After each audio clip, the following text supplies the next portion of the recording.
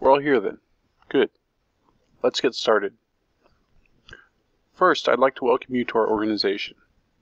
Only the most well-connected and powerful individuals in the world can claim membership. You're part of a select group. As you know, our mission to consolidate power around the world has had considerable success over the past few years. In countries where elections are manipulated or are non-existent, our people are well entrenched. The brief moments of danger in Russia and China have passed, and they will not come again for a long time. As useful as these autocracies are, our ultimate goal is to have every society voluntarily relinquish its freedom and cede authority to us. On this front, we have made good strides, but we still have more work to do. That is where you all come in. Today, I'm going to give you an overview of some of our methods. As you familiarize yourselves with our techniques, your task will be to adapt these methods to your particular situation, as well as to come up with new methods of your own. I'm going to tell you about two methods we use to take control of a free society. Keep in mind that this is by no means an exhaustive list. The first one is obvious: the emotional appeal. Emotions are universal and have a huge impact on the average person's decision-making process. Therefore, they are one of our most useful tools of manipulation. We can drum up support for just about any policy, no matter how irrational it is, by trotting out a sympathetic poster child. Especially when the opposition cannot counter with one of its own. How can you be against the children, women, the sick, the handicapped, the disadvantaged, the unemployed, the teachers, unless you're nothing but a heartless monster? And heartlessness, my friends, is considered a far greater sin in today's world than handing over power to us is. The second method is less obvious and less instantaneous, but is far more powerful and enduring, making society dependent on us.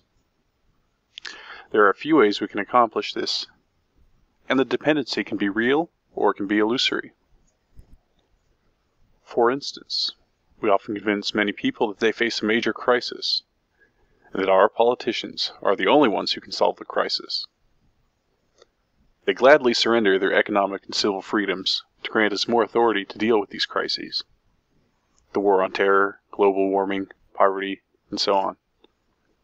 The true genius of this initiative lies in the fact that we are not expected to resolve these issues, and thus they can be reused indefinitely. Poverty will never be eliminated, for example. Instead, we can pass laws and regulations that advance our goals, and that we can plausibly claim are making progress, or are part of the fight, against whatever boogeyman or Sisyphean task suits our purposes at the moment. Now, the use of crises to exert our influence and control is part of a greater deception. That government is a panacea for any ill, crisis or otherwise. We have convinced many people that government, which in this case is us, is the solution to nearly all of their problems. And that solution always results in more power for us and less freedom for them. For example, unemployment. We convince the populace that government is the source of jobs. A ludicrous notion, of course, but one that has gained more credence through our efforts. All we need to create these jobs is their permission to take money from the real job creators, which is a useful secondary benefit of this exercise. Then we hire a fraction of the people they would have hired and point at those jobs as evidence of our success. And the potential jobs lost from this diversion of capital are utterly invisible. And of course, those who are the actual beneficiaries of our largesse are now our biggest supporters. But the most important gain is the society's adoption of the notion that everything good comes from government, again, us, rather than from within society itself. I apologize. I know I promised this would be a short meeting. I didn't mean to get into that level of detail. So, if there are any questions, you know how to reach me, and I'll address them in our next meeting. Anything else? Good. Once again, welcome.